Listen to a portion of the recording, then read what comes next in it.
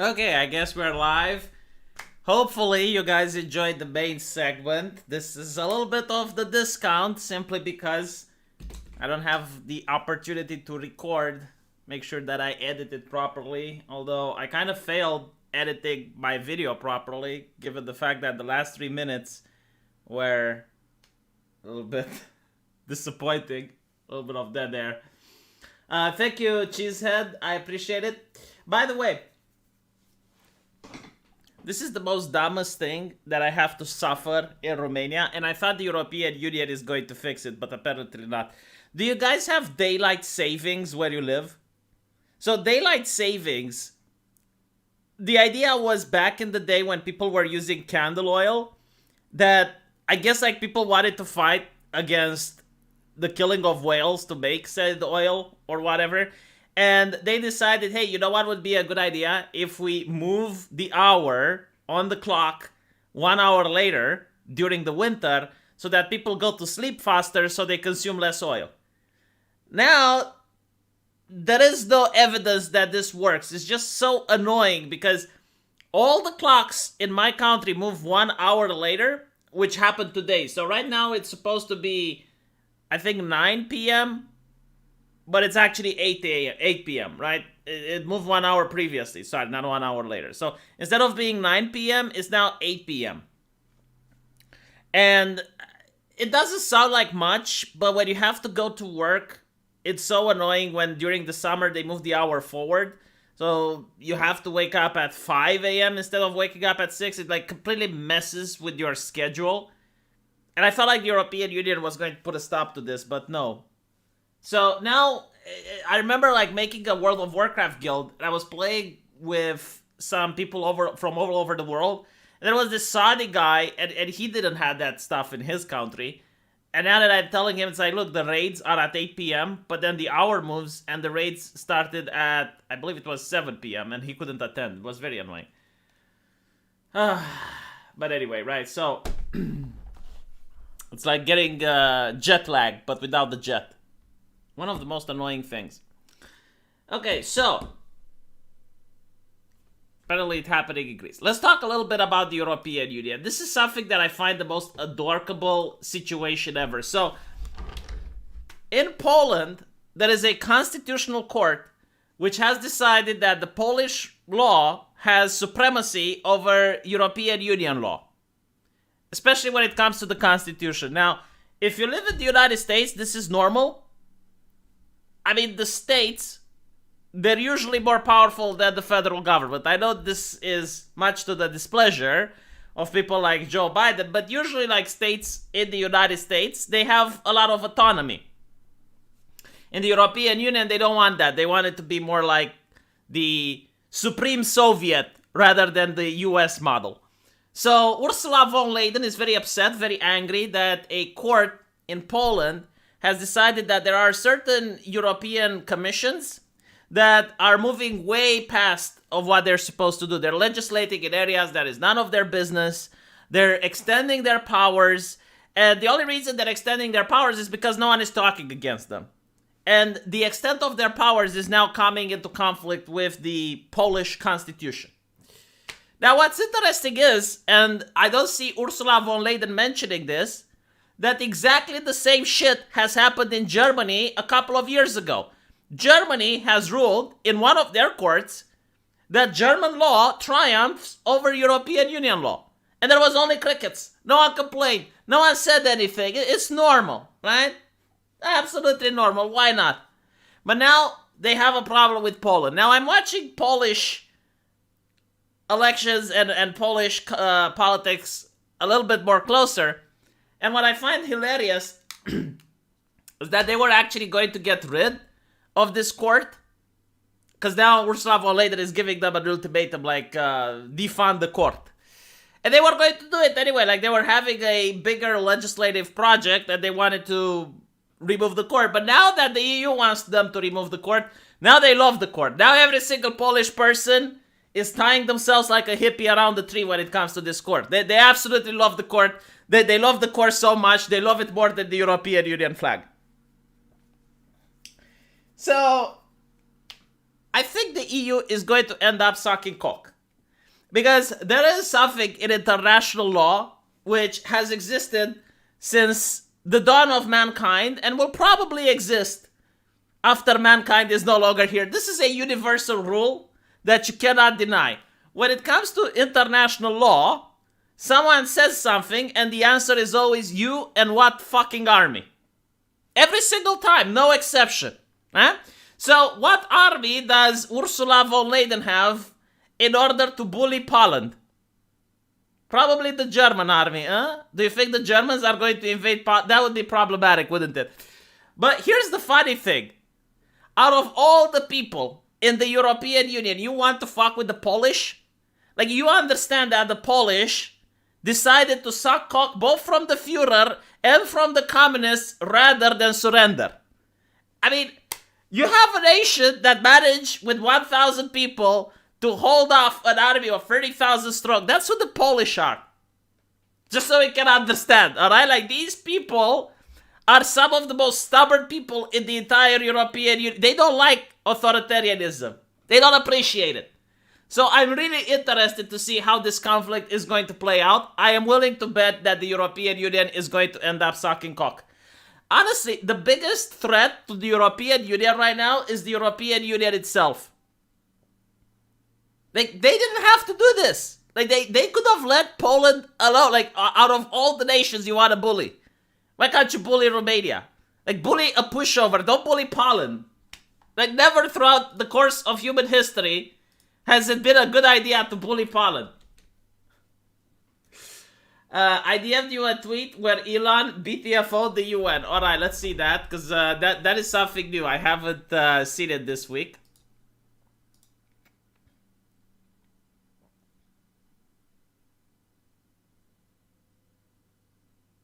Ah, that is so good. Alright, so this is something that a lot of left-leaning people don't understand when it comes to economics.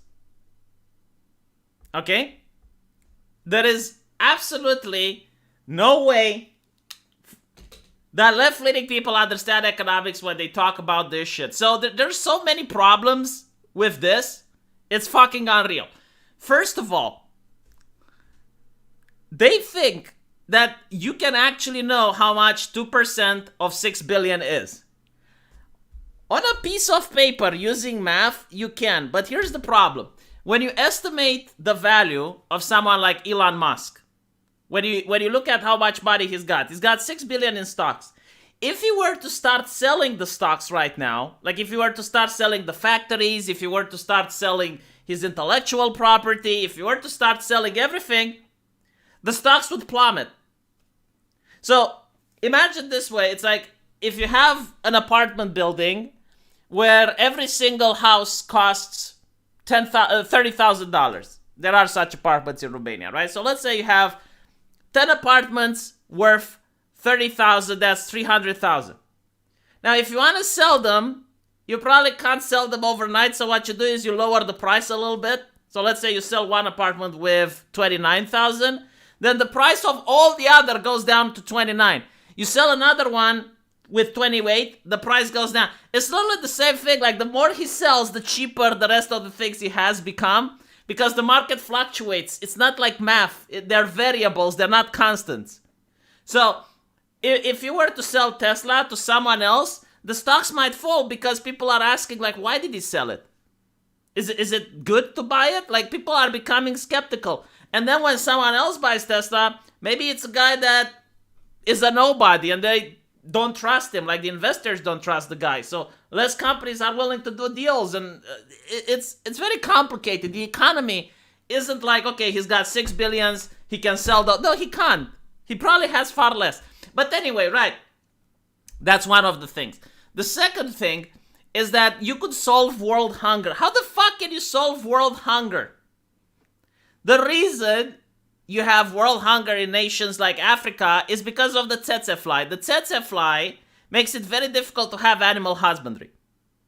So not only the tsetse fly, like you get so many parasites and you got so much bacteria that only grows in Africa, which is very harmful to the animal life there. It's very difficult to have agriculture. So the soil is a lot more different. that's why you have world hunger. But not to mention, like, world hunger is not an issue in 2021 like it used to be 30 years ago. Like, world hunger is going away, and it seems that as we move to the future, it's going to go away even more naturally. Like, the world is becoming richer.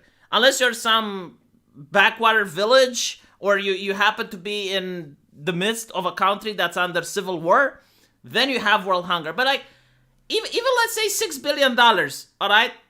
Let's say you give $6 billion. How can you end world hunger? Like, what exactly can you do?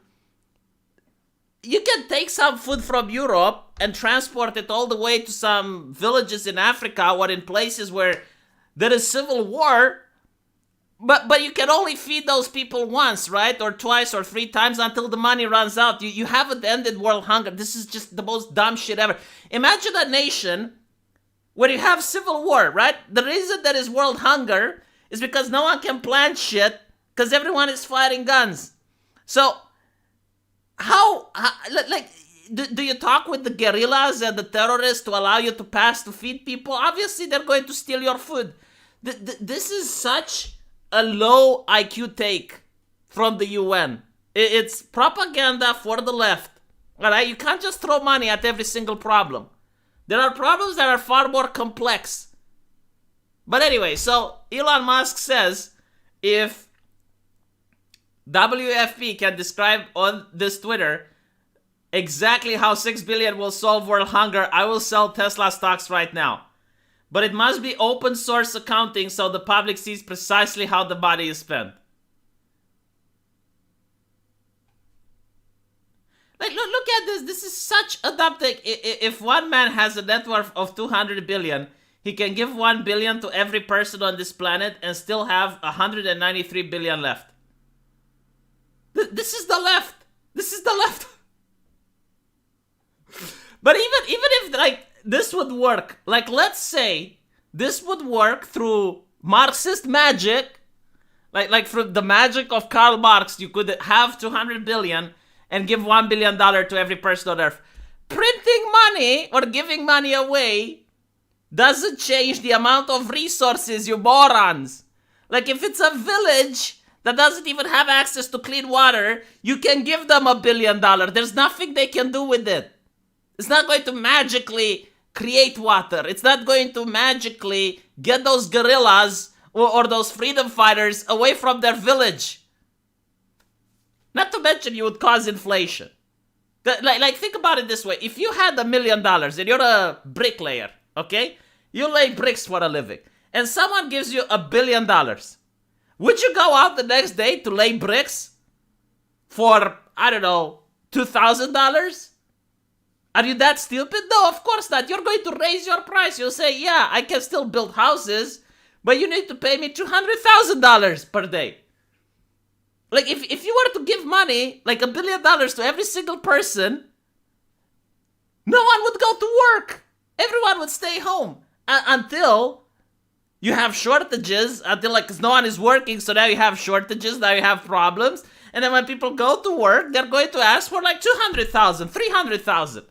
Because they have $1 billion at home. The fuck are they going to do with 5,000? Oh my god, the economy, the left, holy shit.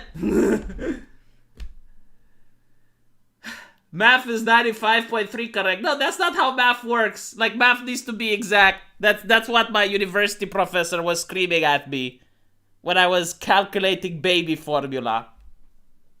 You had to do that, what is it called? The three simple rule. I don't know how it's translated into English.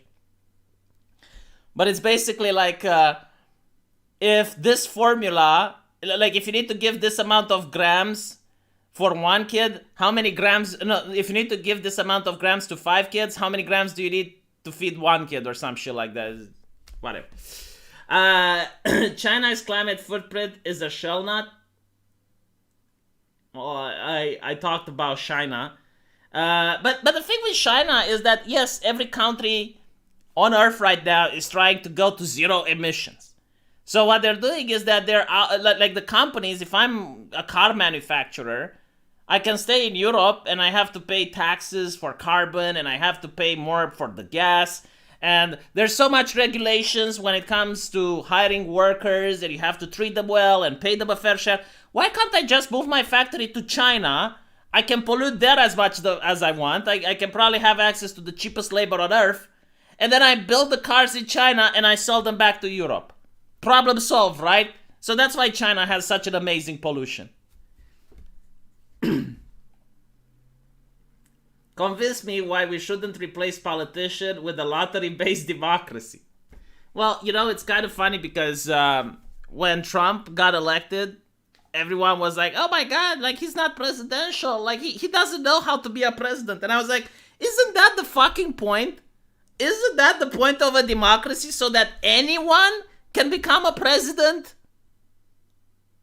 Because you don't go to university to learn how to president, right? No, it's like anyone, any person can become a president. It's so that even the peasant that's uneducated, that doesn't understand the slogans he's chanting, that doesn't know how to read or write, yes, even the peasant should be able to become a politician if people vote for him. You want me to click the link? Okay, fine, I'll click the link.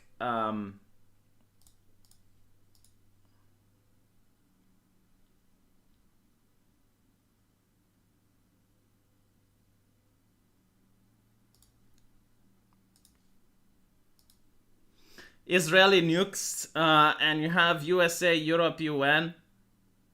The anti-proliferation treaty. It's not that like Israeli nukes, it's like North Korea nukes as well. Or China nukes. And they're putting Iran under the microscope. Yeah.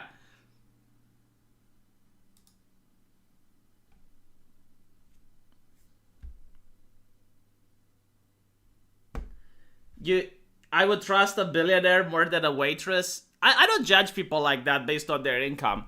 I'm pretty sure like a waitress might have some wisdom or some insight that a billionaire wouldn't. It really depends on what it is. Like I don't look at a person and go, okay, they have this amount of income. This guy has this amount of income. Therefore, I will trust this person over the other. No, make an argument, support it with facts. And if I find it to be common sense, I will agree with it. If not, I might disagree with it. But I don't look at a person and say, well, because of their background, X, Y, and Z. Although, I do give you that a billionaire probably knows a little bit more about finance and economy than a waitress. Because it's his job, right? Like, he deals with it on a daily basis. But you can also be a billionaire and just hire people to do stuff for you. You don't really need to understand most of the things.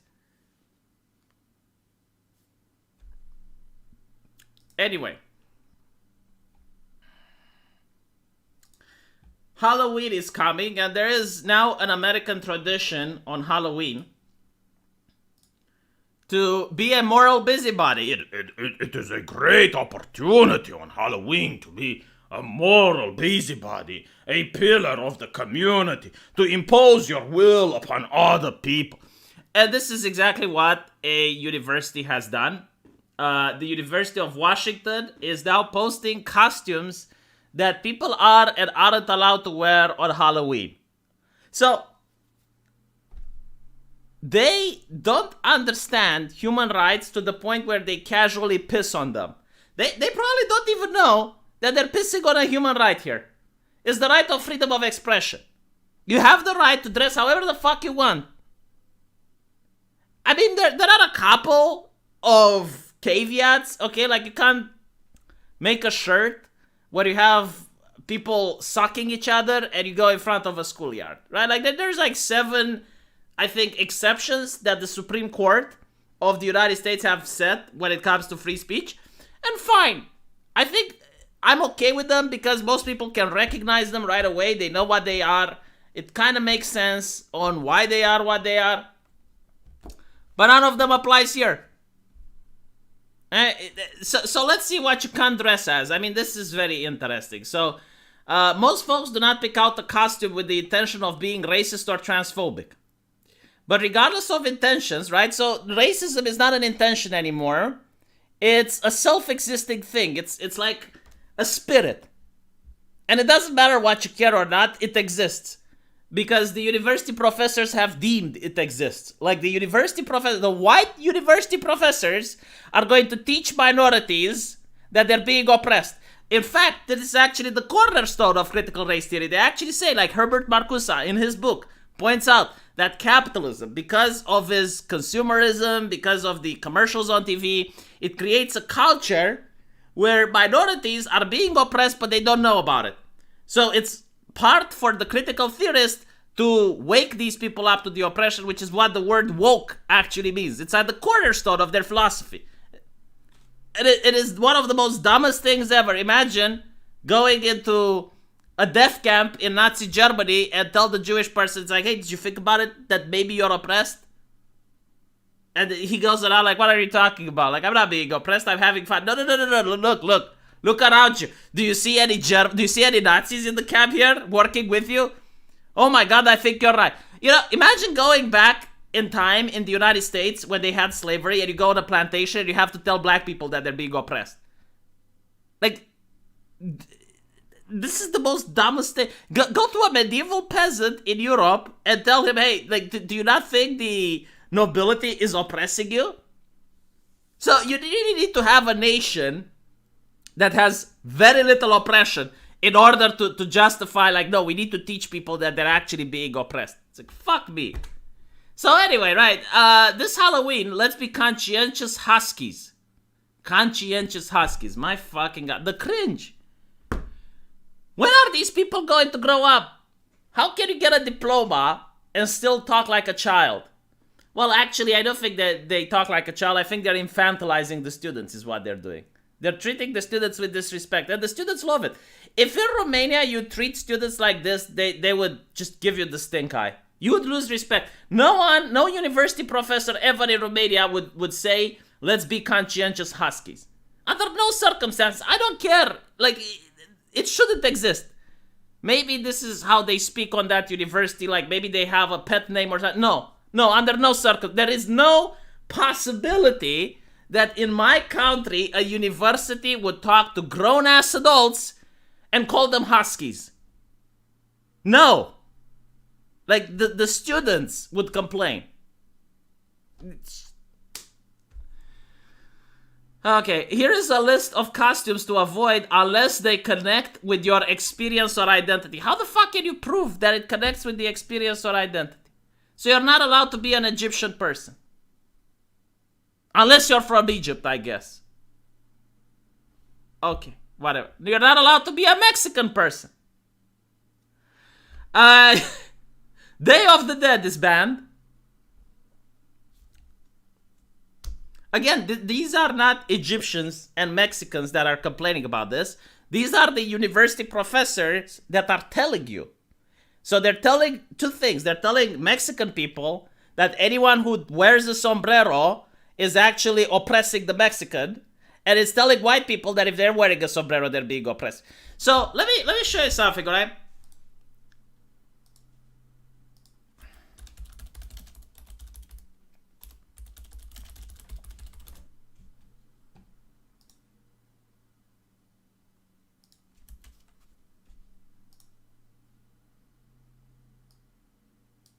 Give me a sec.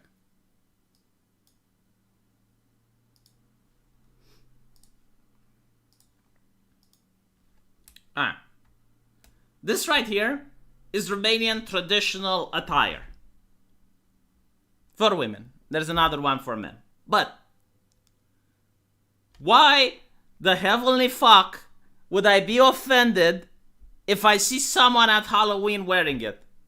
Can anyone give me a reason? Like, apparently I should be offended. Apparently, if anyone uses this on Halloween and he is not Romanian, I should freak out. Because for some reason, even though I didn't create the costume, even though I never wore the costume, it's blood and soil, motherfucker. It's someone that's also a Romanian, so we share the same blood, has created this costume, and it should only exist in Romania, on this soil, nowhere else.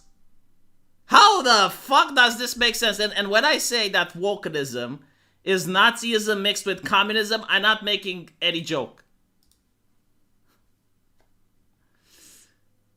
To be honest, the nobility was sadistic in Eastern Europe only. No, I think in France they were quite sadistic. But not only that, I mean, even in the UK, dude, first of all, you have two different rules. One rule for the nobility, one rule for the peasantry. But if you look at the institution of serfdom, there is very little differences between a serf and a slave. So the only difference, I guess, is the fact that you couldn't sell a serf, but you could sell the land that the serf was working on, and he would be sold as well. The serf had to ask permission from the noble in order to travel. And I think like there's another difference that the noble wouldn't be able to beat the serf. But if a noble did beat a serf, there were very little consequences for the noble. Because the serfs couldn't travel, so they couldn't go somewhere else, so what were they going to do? Convince me why... Oh, I read this one. Let's see the super chat from Mentot. The nuke metaphor can be applied to climate change too. Yes, absolutely. My God, that is such a brilliant take. I will probably steal it.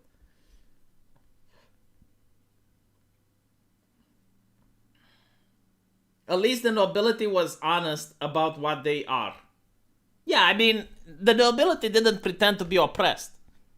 So at least you're right. You know, like the nobility did have an ideology which justified why they're in a position of power, why the peasant is inferior. They didn't have to pretend that they're the ones being oppressed, okay? The king didn't pretend that he is a victim.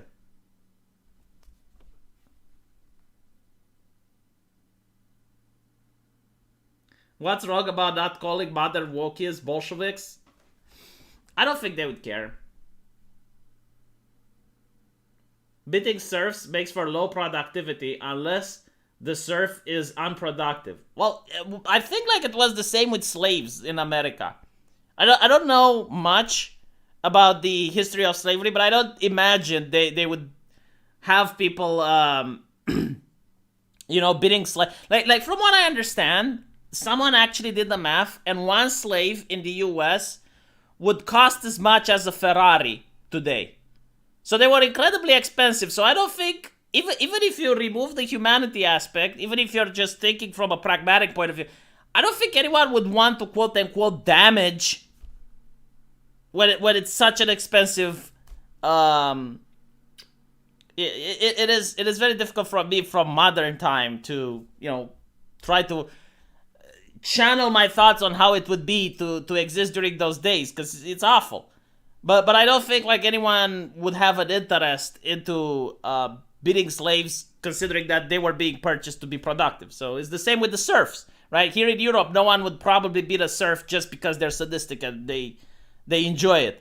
Although I'm pretty sure like some nobles, just like some slave owners probably did. But again, it's like in the case of America, like most slaves, from what I understand, were owned by corporations. So you had to answer to the corporate boss if you were neglecting the slaves on purpose.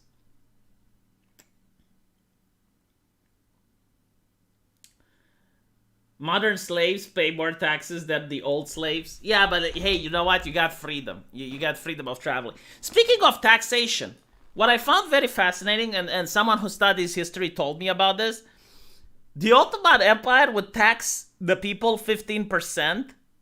I mean, that is incredibly low. And yet people would rise up and they would have revolutions. Now, you pay more than 50% in taxes. So AOC can buy another Tesla and go to events asking to tax the rich because she wants another Tesla, I assume. And people are fine with it. But I guess it's also due to the fact that we live like kings now. So it's not really a fair comparison. I mean, think about it. If you have an apartment with windows that are thermal isolated, and you have central heating, and you can shit in your own apartment, and you eat 3 meals a day, you live exactly, if not even better, than a royal back in the medieval time period.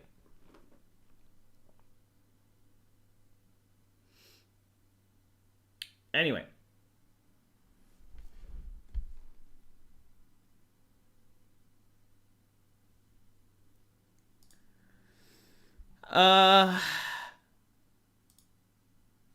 This happened.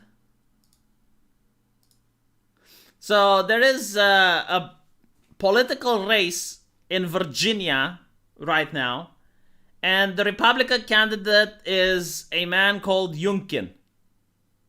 So, apparently, a lot of journals and blue check marks were pointing it out on the internet that, hey, look, he attracted white supremacists, so he should step down. He should not run because he attracted white supremacists. And I'm thinking, like, dude, first of all, it's like 5 people. Like, you're telling me that if these people would go to a Biden rally, Biden should step down as president? Do you know how much power you give to these people if that's the case? But, you know, like, guilt by association doesn't have anything to do with logic. What do blue check marks on Twitter have to do with logic anyway? Now, what some individuals noticed, which is very interesting, is the diversity in this group. I know that nowadays a white supremacist can be anyone, but like you would think that they would be less inclusive. And then you also have this lady, which if I remember, like with the tiki torches, I couldn't see a single woman in that crowd. And the reason for it is you had a couple of YouTubers that would speak on behalf of the far right, and you had like Tara McCarthy, I think Lauren Southern as well. All these women that would speak, they would be incredibly harassed by their own community. So not people outside their community, but they would have people within the community asking, it's like, when are you going to get married? Why aren't you having children? Which in a way is kind of a normal criticism if you're part of that ideology. It's like, why are you a vegan and you're eating meat? Like, why are you a climate activist and yet you're using air conditioning and driving cars, right? Like, it's like, why don't you live the life that you advocate for others to live? Like, that was the point. Whether you agree with it or not, that was the criticism that they got. And a lot of these people, you know, they stopped doing what they were doing because they realized it's like, okay, well, not the community for me. So it raised a couple of eyebrows. It's like, well, what is going on? Like, these don't really look like white supremacists. And apparently on Twitter, people found them and they all had the label of Democrats. Now, of course, they barred the doors, locked the windows, gave their tweets disabilities. Their tweets are now protected unless they have you as friends. And what's interesting is that the Democrats denied it, but the Lincoln Project assumed responsibility. So the Lincoln Project said, no. They may have Democrats on the Twitter bio, but they're actually part of our community. So a group of mostly Republican critics of former Donald Trump claimed responsibility. The Lincoln Project said it was behind the use of tiki torches outside the candidate's bus that mimicked the rally of white supremacists. And Tuesday, close vote between Republican, former private equity, blah, blah, blah. Today's demonstration was our way of reminding Virginians what happened in Charlottesville. Get the fuck out. If people wouldn't have found out, you wouldn't have said a thing. On Friday morning, 5 people wearing the attire were all in it for Glenn, reminded the bus, blah, blah, blah. Yeah, sure. Okay. I think they just got caught, and this is the way they're spitting it.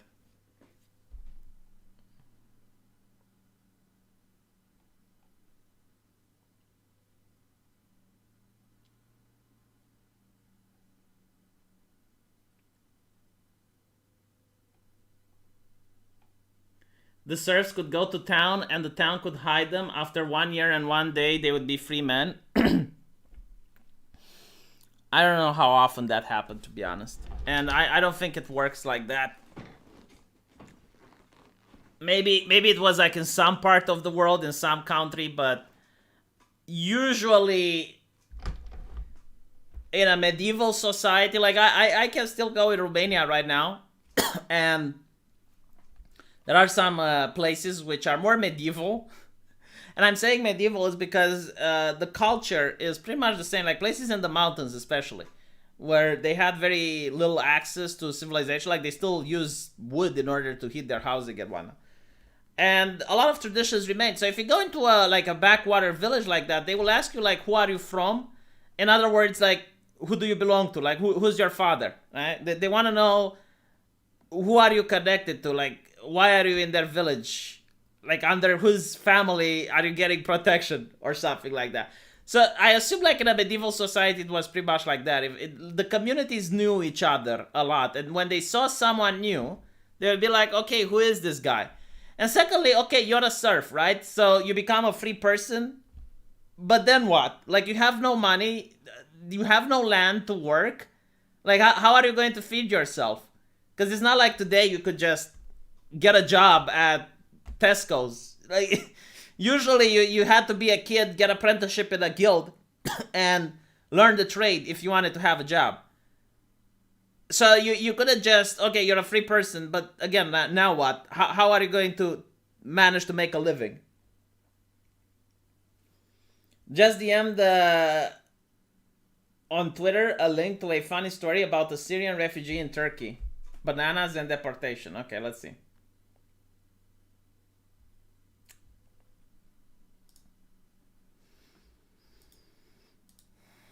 Yeah, like another thing that progressives don't mention is that after the slaves were freed by Abraham Lincoln, there were millions of people that died because of famine. So it's the same with the serfs. It's like, okay, you just took away their meaning of managing to get food on the table. And by the way, like, this is also something that I want to talk about, and I wanted to talk about it in a different segment, but I guess if we're on the subject, you know, in the Bible with the Old Testament, like, you look at it and you have like the Jews being escorted through the desert.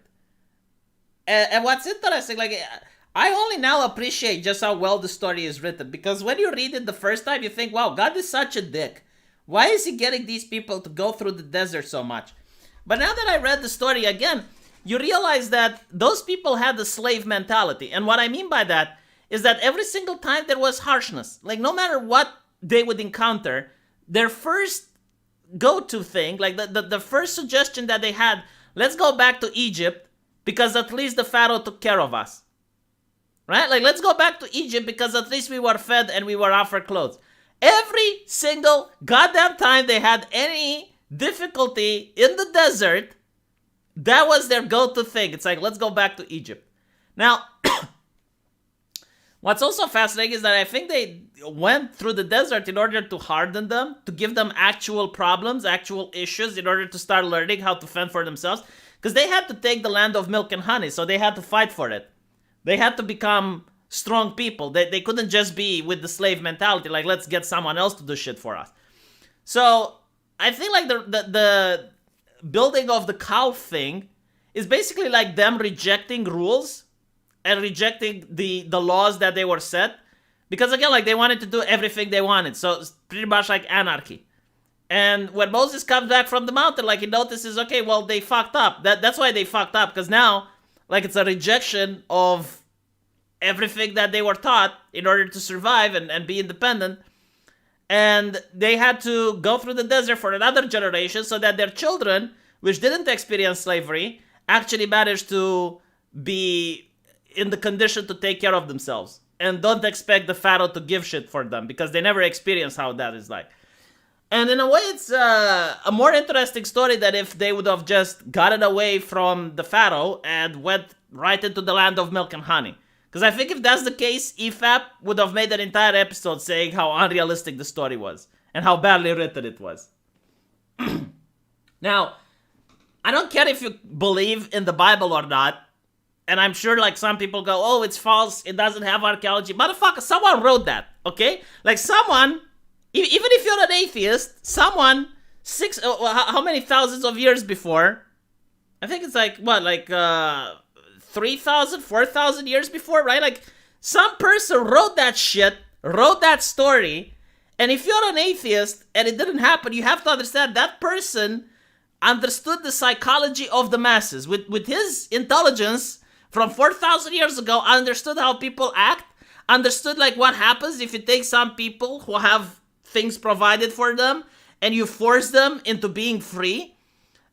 And he had to take that into account when writing the story. The calf was an Egyptian god.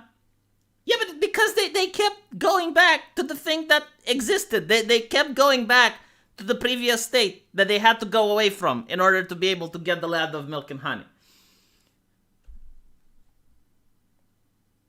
A few holiday bucks to my favorite gypsy vampire. I'm not a gypsy.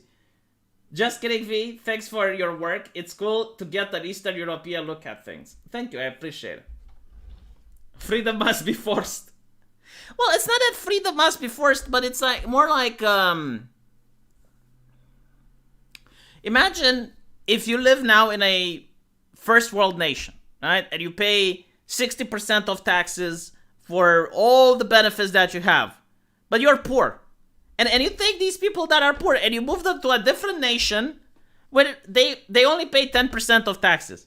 But they also have like all the other problems. So maybe, you know, they need to form their own militia in order to protect themselves from bandits. Maybe they don't have healthcare there. They don't have anything, right?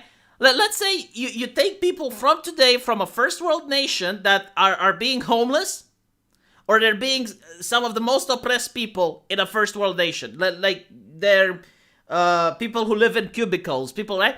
And you manage to put them into a time machine and you send them all the way back to when people were conquering the New World, when people were conquering the US. And you put them in a colony in the US.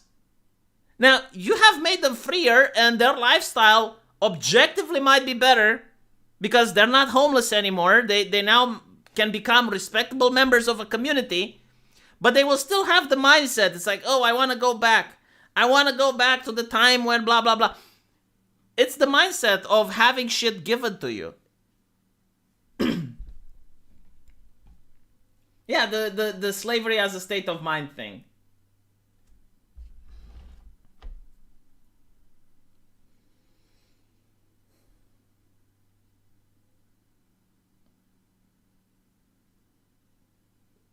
It would be interesting though. Like, in a way, I'm kind of sad that I was born too late to discover the Earth, and I was born too soon to discover the solar system, you know? That would be fun. I want to homestead, right? I think it would be really fun. It would be an adventure. Like, if you're a teenager, like, think about it. You can go back to the past when America is being colonized, that you can go to, what is it, like Jaketown, or what was the first one, right? But anyway, like, you go to one of these American cities that you get to see when you're playing Red Dead Redemption, and you can build your own shit. You get access to, like, you get to meet all the members of the community. Maybe you get to meet a beautiful girl. Like, you can have your own adventure there. It would be so fucking cool. Mars and the moon will be discovered. Yeah, but not in my lifetime. I don't think that. Born just in time to participate in the meme war.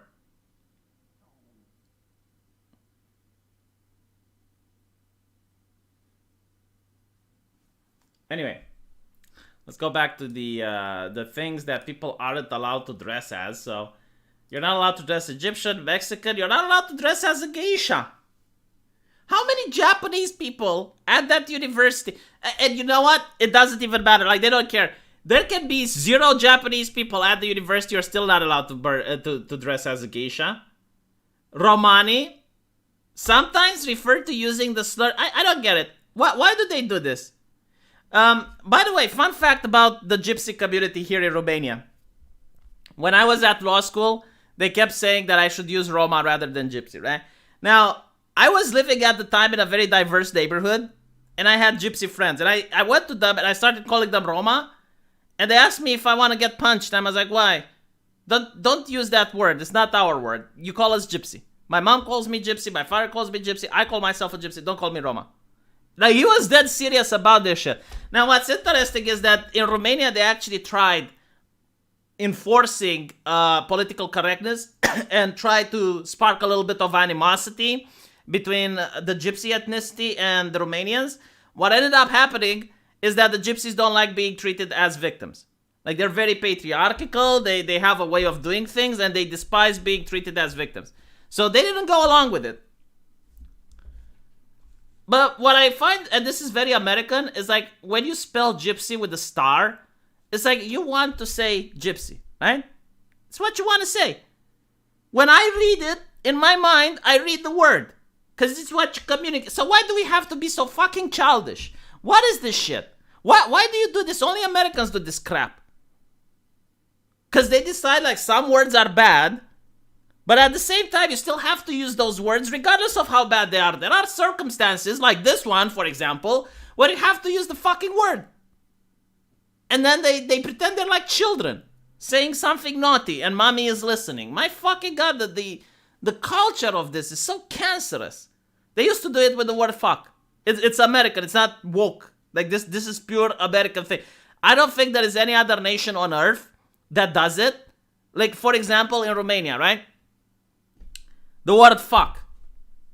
The Romanian equivalent. Pizda mătii. You're not supposed to say it. Because it's a rude word. But if you have to absolutely say it, like you need to reproduce it, like you're in court or something, and you say the fucking word.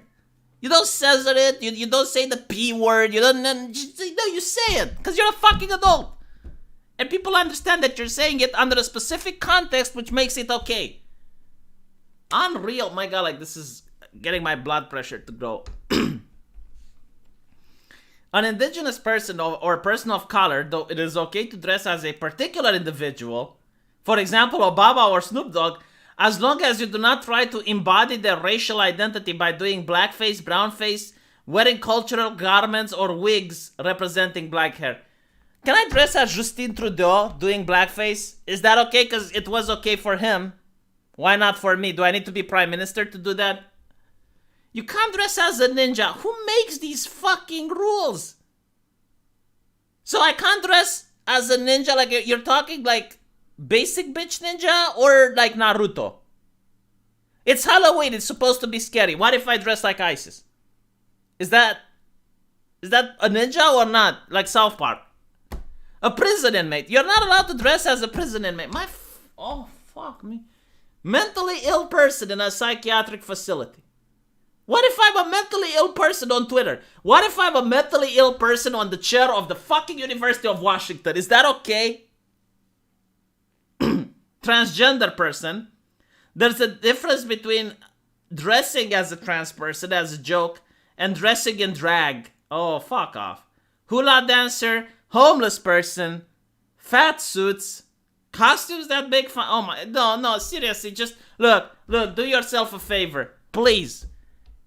Celebrate Halloween outside of the University of Washington. Like, I would not go along with this. Like, I would find people that have this very rare thing called common sense, and I would say, you know what?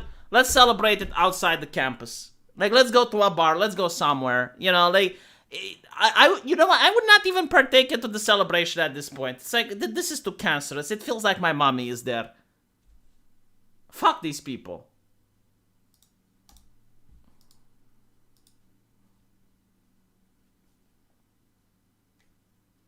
Avdi Muhammad dressed as the Taliban. Do they have an attire? Like, I thought they're just like the Taliban. I didn't thought. Or did you use like a US Army uniform?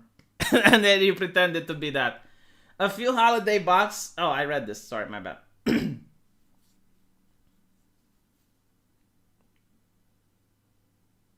but like imagine that this is like the most dumb shit. Imagine paying your money to a university so that they can lecture you about how you can dress in your free time. What is wrong with people? Why are they going along with this? Like the university professor, okay? We're not talking about a school. We're talking about the university. The university professor should only examine you based on what you know about the matter that he is teaching. And that's it. What you do in your fucking free time should not be the teacher's business. With what right does a teacher... Why are you selling your free will and your humanity to these universities? Why are you selling your fucking dignity?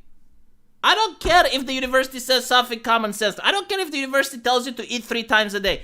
If the university tells me to eat 3 times a day, I would either eat 4 or none whatsoever. I would starve myself because of the fucking principle. I know like leftists are astonished. It's like, oh, what do you mean principles are important? Yeah, because they're my principles. Okay, you think that no one should be racist. That's a good principle. You probably live by it, right? What are you willing to do for it? Or maybe that's the thing, like left-leaning people aren't willing to do anything for their principles, which is why they have none. They probably don't even understand the concept. Ghost costume for maximum racismus. Honestly, I don't even get why the ghost costume is not okay, because, again, Halloween is supposed to be scary, right? What the fuck is more scary than a Klansman? It's scary as fuck. I'm a white person and I'm scared.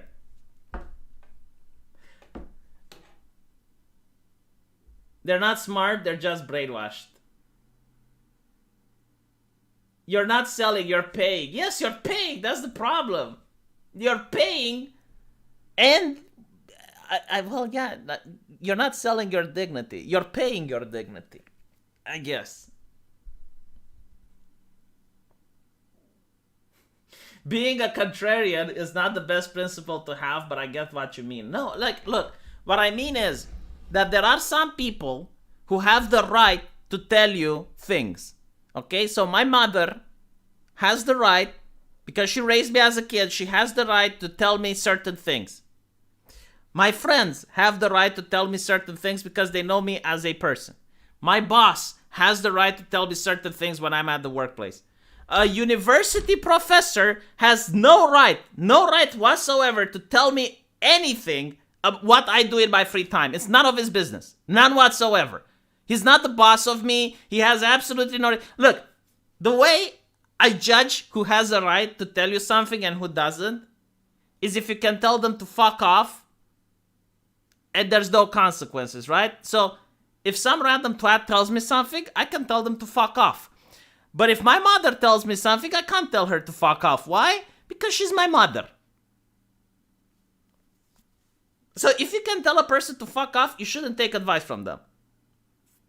If a person isn't willing to give you money if you're in a ditch, you shouldn't take advice from them. Like the same university professors that are making those rules probably wouldn't give a single fuck if you need any financial help. It's kind of funny though, like the left, they keep talking about how capitalism is evil and the rich and blah, blah, blah. But for some reason, they don't consider university professors to be rich. Do you know how much money those cunts are making? And not to mention, like, the thing that's even worse about the university professors is that because in America, the government allows you to make a loan to pay your university, they realized, we can actually increase the price. Which is why a university in America costs probably 100 times more than it costs in Europe. Here's something mind-blowing about the US. If I were to go as a US citizen at the age of 18 and I go to a bank and I say, hey, can I withdraw $100,000 because I want to start a business? They would laugh their ass off. They would probably call the Rothschilds themselves with a helicopter to that bank just to tell them so they can laugh at me together. Everyone would laugh at me if I were to come up with that proposition. But if you go to a bank and you say, I need $100,000 to do queer studies, they will tell you sign here and here and here and here and here and here. They don't care that if you go there and maybe you want to start a business, you could actually pay back the loan. But if you want to be a master in homosexuality, a noble profession, of course, the economy might not be able to integrate you. So you end up with crippling student debt, and then you beg for Joe Biden to cancel your student debt. And what does Joe Biden do? Well, he actually gave money, taxpayer money, to a company to follow people and collect their debt. All right? Just so you know, no refunds. That's the American way, baby. And for some reason, the left just doesn't understand this. They don't realize that they're being taken for a ride. Why aren't fat people discouraged from wearing skinny suits? That is such a great point.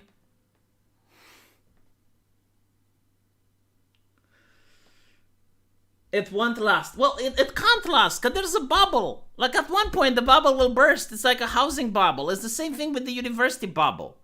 Like, here's the main problem. You have this ideology in the cultural zeitgeist that people go to a university to avoid, that's how they put it, to avoid doing the lesser jobs. So the lesser jobs are jobs that are incredibly important for a society, which we notice now what's happening when you don't have people doing them. For example, garbage man, trucker, builder, like all of these things are very important to a society. You can't have a society without these people, but everyone looks down upon them, right?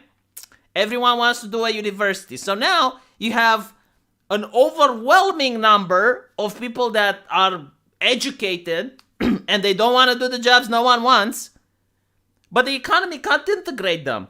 So they have angst, they're very angry, they're upset, they have crippling student debt. Meanwhile, you have a trucker, which I have found out can do $6,000 per week in California. I mean, it's ridiculous. Look up Luchitag. I will.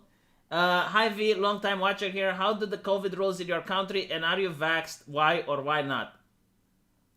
So the vaccination thing is a personal issue. Like, I made a point not to talk about it because I want people to make their own decisions. I don't want to say something which would encourage people one way or another.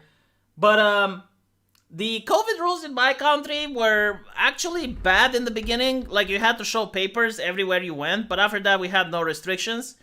And we have some restrictions now that if you're not vaccinated, you can't go to the mall.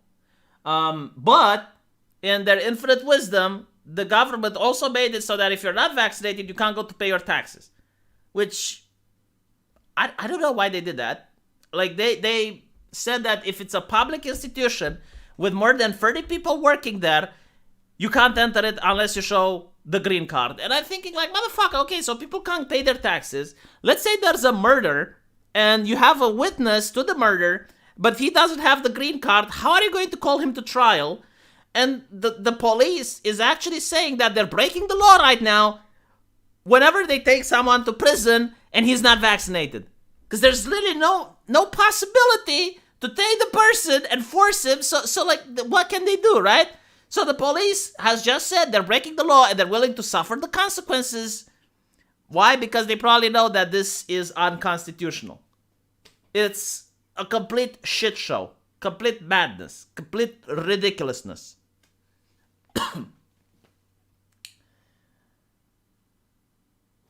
Let's see what Mentat has said. In Sweden, we celebrate Saint Lucy and we have kids dressed up as gingerbread men. Is Saint Lucy a girl? That sounds kind of cool. By the way, there's another celebration where people use blackface. I forgot in what country. But I know the progressives are livid about it. So, Lucitag. This looks kind of cool. It looks like carolers from my country.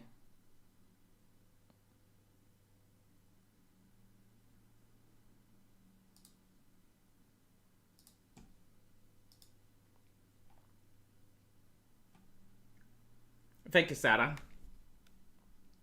Yeah, people still believe they will become elites if they go to a university. You can become an elite if you don't go to a university. I mean, there's many examples in my country with people who swindled, people who used corruption. I mean, look at how the world is working right now. It used to be that if you wanted to work at Marvel or DC Comics, you would have to become an artist, get the attention of an independent comic book. You would work there for a while, and then you'd catch the attention of DC. They could hire you. You'd start doing something very low, and then you'd start working your way up until you get your own comic. This could take years. It's called meritocracy. Now, they hire people that have nothing to do with comics. In fact, they hire people that hate comics, that despise comics, and they put them all the way up, and they give them their flagship comics, and those people fail, and it's not their fault that they're failing. A perfect example was explained by a comedian with the comedy scene in London. All of a sudden, like, people are complaining that there's not enough women comedians, right? But to be in the comedy scene in London, you would have to practice comedy for decades in the UK. Like, you would go through other places, through other venues, and eventually you'd build up a name. So you'd have years of experience. And now you have, like, women that are comedians, boom, they put them all the way up to the top, and they're not funny. Of course they're not funny. How can you compete with someone that has 10 years of experience when you just started? And people are pushing you all the way up in order to sound like a progressive message.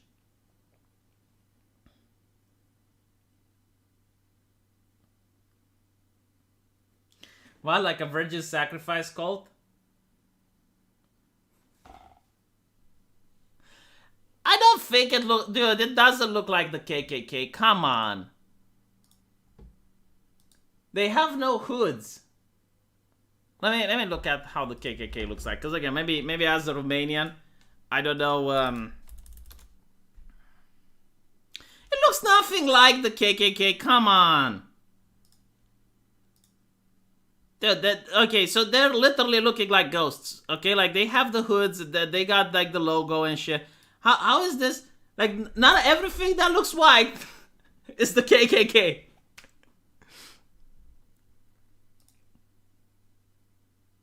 It's supposed to symbolize purity, Abdi Muhammad. The color white symbolizes purity because it's very easy to notice if the robe has anything on it. So if it has any dirt, any smudge, anything, you're going to notice. So it's how you remain pure. Used to be black, by the way. Like, black also has the same idea of purity. Doctors used to wear black. Very few people know this, but doctors used to wear black. Again, on a black cloth, you can see any sort of dirt, any sort of smudge, anything. But the reason they stopped using black is because it was scaring patients.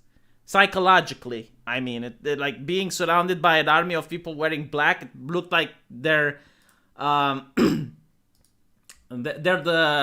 grave diggers. Not trying to be racist, I'm just saying the history of the medical profession. For Easter, Swedish children dress up as Easter witches, even boys. Let's see the Easter witches. You should Google Svartpiet because it's a happy children. Why do people want me to see children nowadays? What is with the obsession with children? So these are children dressing as witches? I don't see it. Where is the witchiness happening? There's no witchiness. That's not a witch.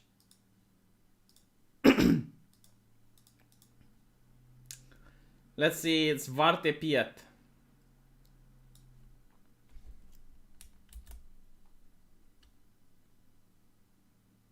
Saint Lucia is carolers often forced by the schools. It was cringe when I was a kid, but now it seems wholesome. Oh yeah, you know, like the schools would force a lot of stuff, but it's not that they're forcing it. It's usually for the parents, isn't it? It's to show the parents that your kids are now having discipline and they're capable of putting on a performance. They're artistic. They have what it takes. So in a way, it's good. I'm not. But wait.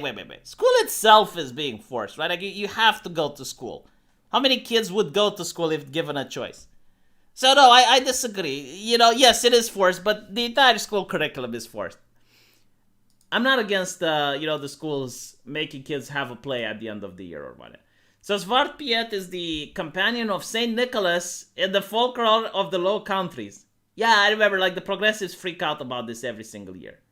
Every single year they freak out about it, and for some reason they're not making any push. Like no one is taking them seriously.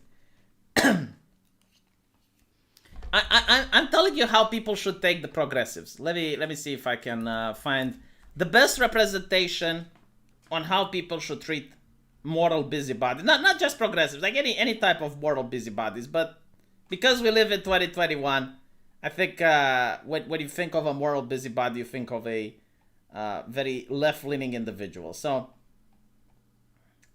I'll need to scroll a bit down. Right.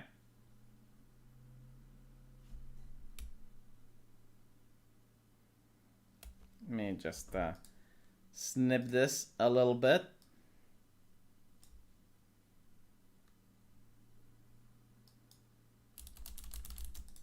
Give me a second so I can make sure that I make everything proper for being shown on YouTube.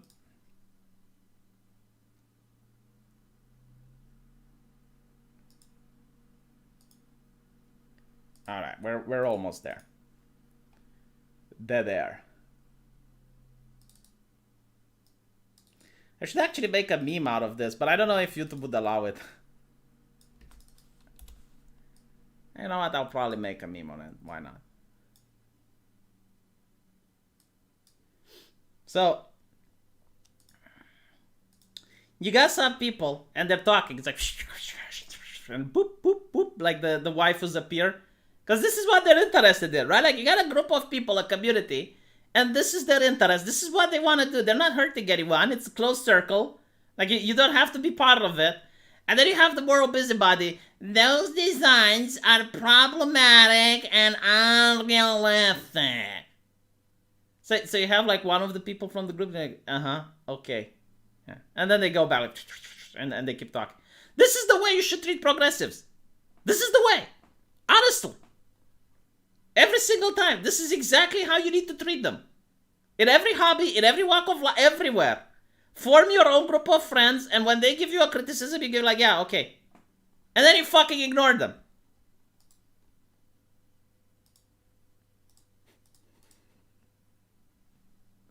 You don't discuss with them.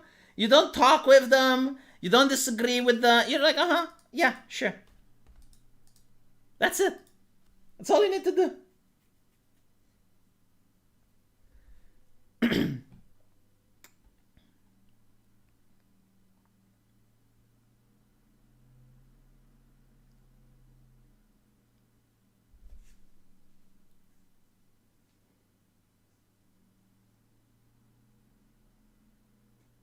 Sounds like World War II outside with fireworks. Hey, you get fireworks on Halloween. That's so fucking sweet.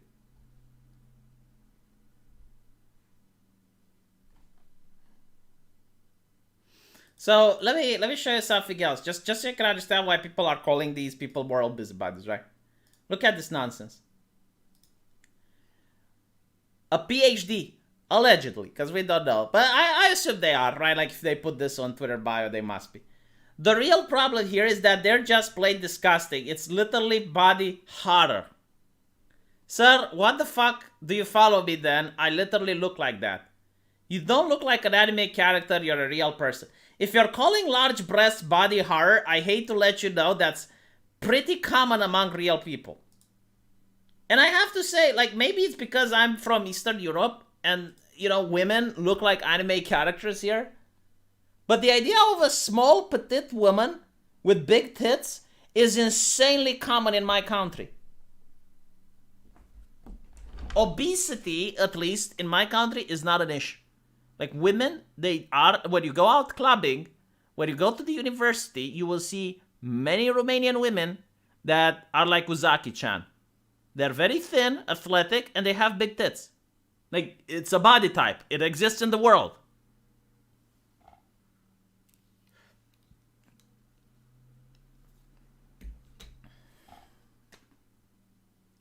Really, Billy Blogs? Well, I hope they have a vaccine for it.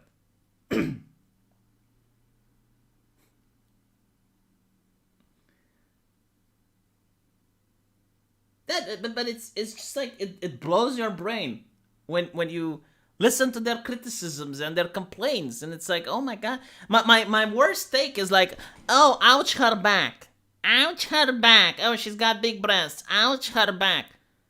Motherfucker, you probably sit all day slouched in front of a computer in a dark room, or you're slouched in front of your iPhone, because I see these people glued to Twitter, they literally can't separate themselves. They should be worried about their backs. And while it is true that women that have big breasts usually have back problems, it's not universal. My wife has very, very large bosoms. But she doesn't have any back issues. None whatsoever. Like I asked her, like, does your back hurt? No. Okay. Why? Because she works out. She goes to the gym. Simple. But yes, you know, like a lot of women, they do have back problems. But imagine like if I see a woman that's obese, morbidly obese, and I say, ouch her knees. Because that's also true, right? Like all the weight of the human body is going to fall on the knees. And if you have a person that's more than 150 kilograms, all that weight is going to press on the knee joints. And eventually, when they're old, they're going to have knee problems. You're going to have joint problems. You're going to scream in pain. Is it okay to go like, oh, you draw a fat person. Oh, ouch her knees.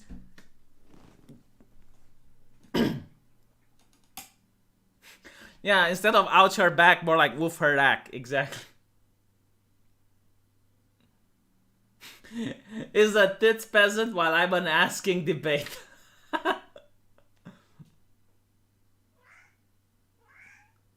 Yeah. Anyway, the cat wants out. And hopefully you guys enjoyed the stream. I know I did. I love spending time with you guys. And thank you for the super chats.